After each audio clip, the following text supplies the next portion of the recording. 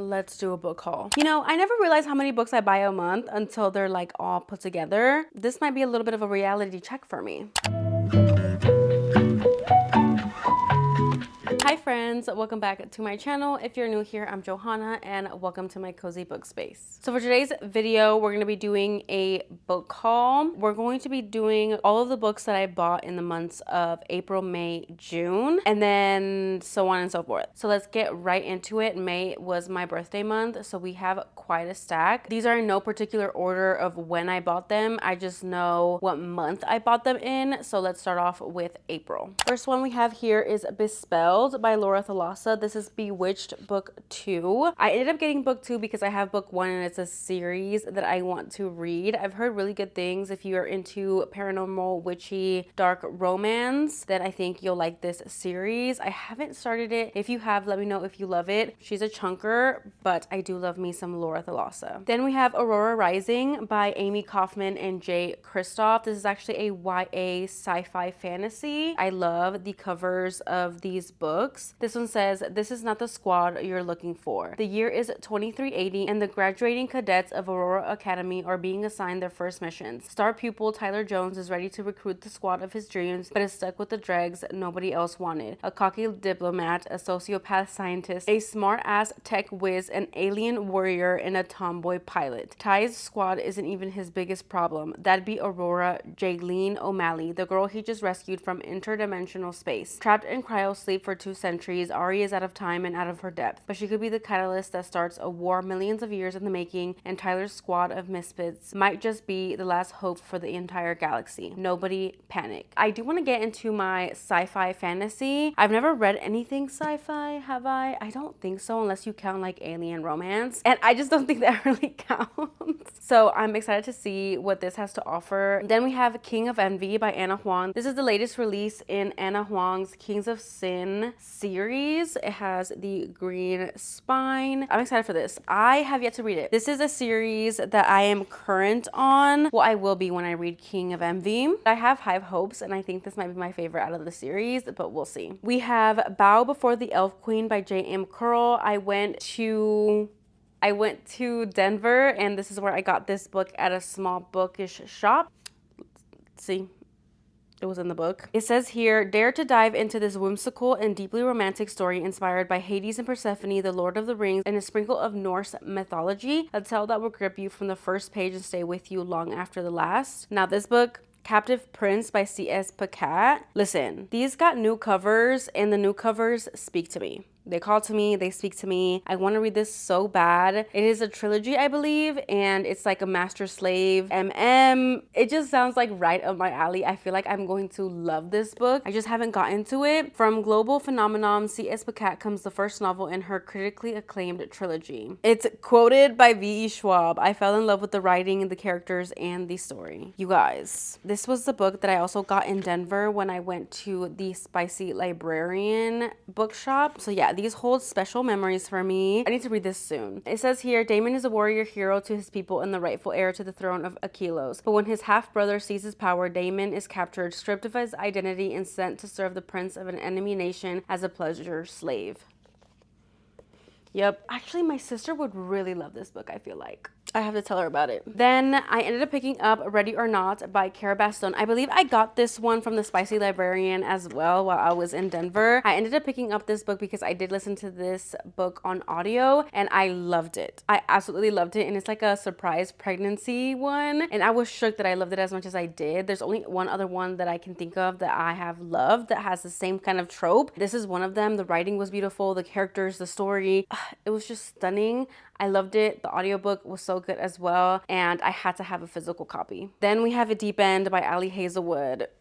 Yep, I had to own a copy of this. I finally found one without these spread edges, but now after reading this, I'm like, damn, I should probably gotten the sprayed edges, but no, because I want to reread this and I want to annotate it, and I wouldn't annotate my copy with the sprayed edges, so that's fine. This is cute. I love like the water droplets on it. I loved this story. I loved the relationship. I just loved everything about it except the best friend, but I can put that aside. This is another of Ali Hazelwood's books that I absolutely loved. I had to get my hands on it. We have Powerful by by Lauren Roberts. I ended up getting this book because they actually came out with this in like the height that will match the rest of the books. It actually came with sprayed edges as well. I think they're so pretty. I wanted to own it because it's gonna match the rest of my books. But now what am I supposed to do with my mini Powerful?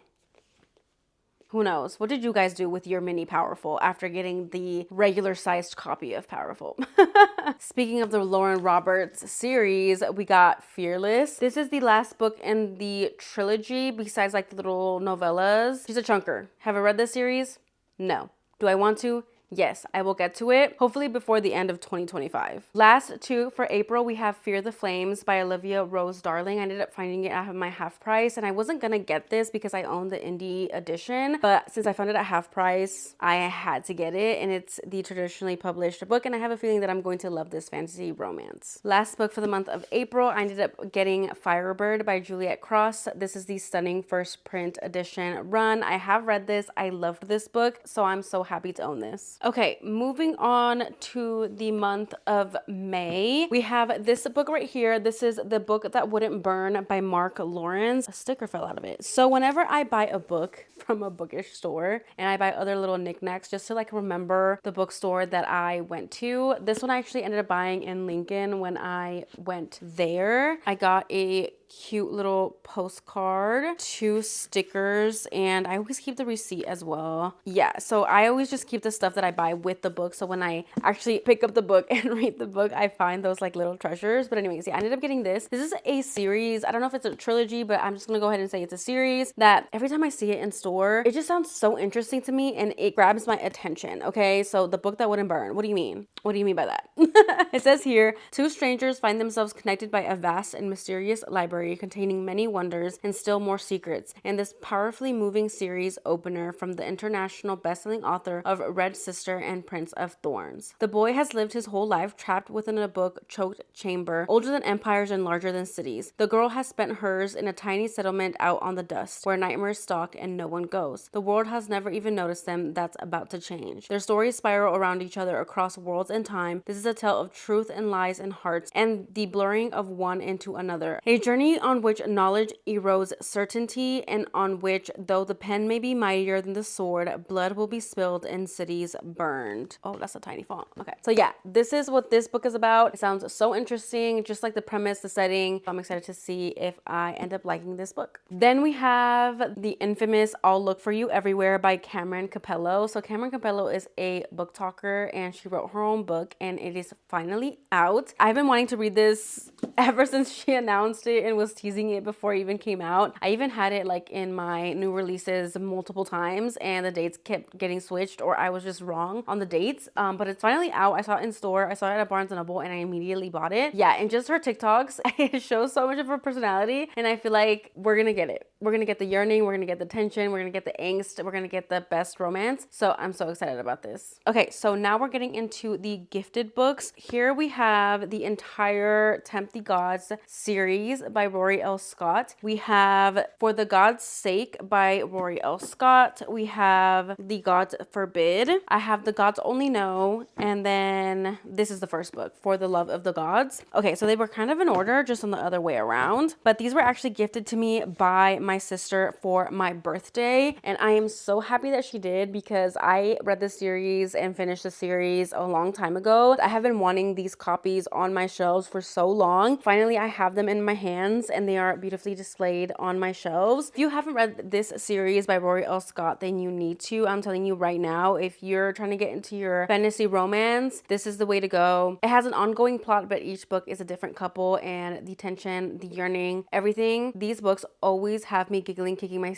feet, screaming, literally so good. I'm so happy and thankful I have these. My sister also ended up getting me Swordcatcher by Cassandra Clare. Cassandra Clare is a author that I have been wanting to read. I want to get into her writing, see what she's all about, but I kind of want to start with her older series and then get into her newer series. It was on my book wish list, and so she ended up choosing this one. Forever Grateful. I love me any book, to be honest. No complaints here. If it's on my wish list, I want it, and she chose this one, and I'm not mad about it. Then we have another book that I ended up getting on my Lincoln trip. This is Watch Me by Tahereh Mafi. I wasn't going to buy this because I haven't read the Shatter Me series, and this is kind of like a spin-off from that. But the cover, the first print run edition, has these holographic edges, and the cover is just absolutely stunning. I mean, look at that. Are you kidding? I had to have it. I had to have it because I didn't want to miss out on it. So I ended up getting it on my trip to Lincoln. Then we have Enigma by Runix. This is the second book in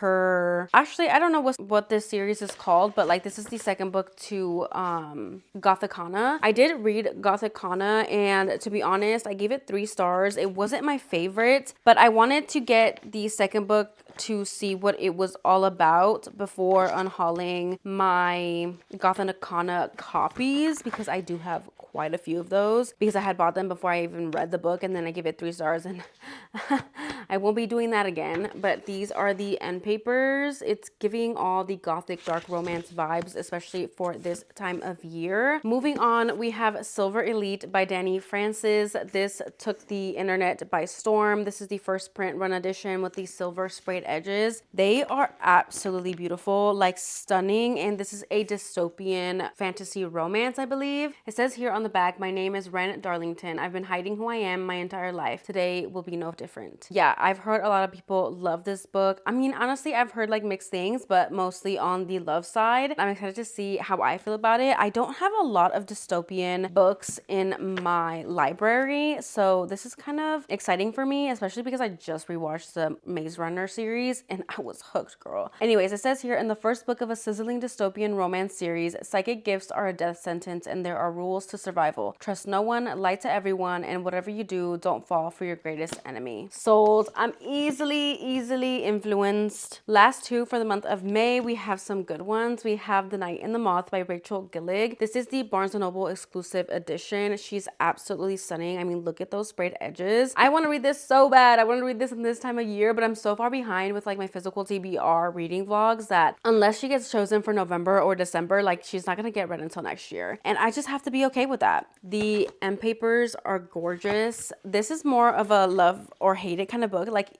people say that if you loved One Dark Window, then this is completely different writing. So you may not love The Night and the Moth, but if you love The Night and the Moth, you might not like One Dark Window because they're so different. But to be honest, I've seen fan art, I've seen quotes, I've seen people raving about this, and I feel like I'm gonna love it. Last for the month of May, we have Shield of Sparrows by Devaney Perry. This is the first print run edition with the gorgeous sprayed edges. A sprayed edge will always get me, girl.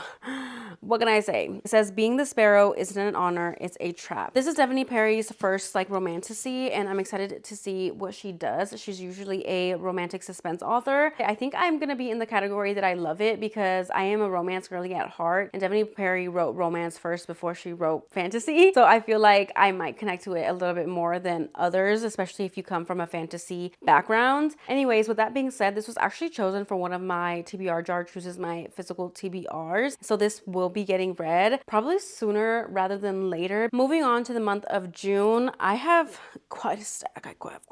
You know, I never realized how many books I buy a month until they're like all put together. So, you know, this might be a little bit of a reality check for me. First one on here is Keep Me by Sarah Kate. This is actually one of Sarah Kate's newest releases of this year. She's been dropping books back to back. She's on a roll. This is A Marriage of Convenience. I actually ended up listening to the audiobook for this and I absolutely loved it. The hero narrator, yes ma'am. This was so good. It was so angsty. The hero was so mean. Here is the interior. It has to do with like a Scottish British hero, and I really love the heroine too. Like she wouldn't take his shit, like she stood up to him, and I love those kinds of heroines, and the spice was amazing. The only thing about this was that I wish it was angstier. Like I feel like there was a plot twist at the end of this that could have gone 2 different ways, and I feel like Sarah Kate chose the safer route, and I feel like she should have literally done it the more angstier, more like drama route. Am I the drama? I may be the drama. Yeah, I think she could have definitely brought the drama towards the end, and I wish she would have. If she would have, I probably would have gave this 5 stars just for that simple fact, but I think I gave this 4.5 stars, running it down to a 4. Loved it so much that I actually had to buy the physical copy, if that says anything. Then we have Alive in Wells by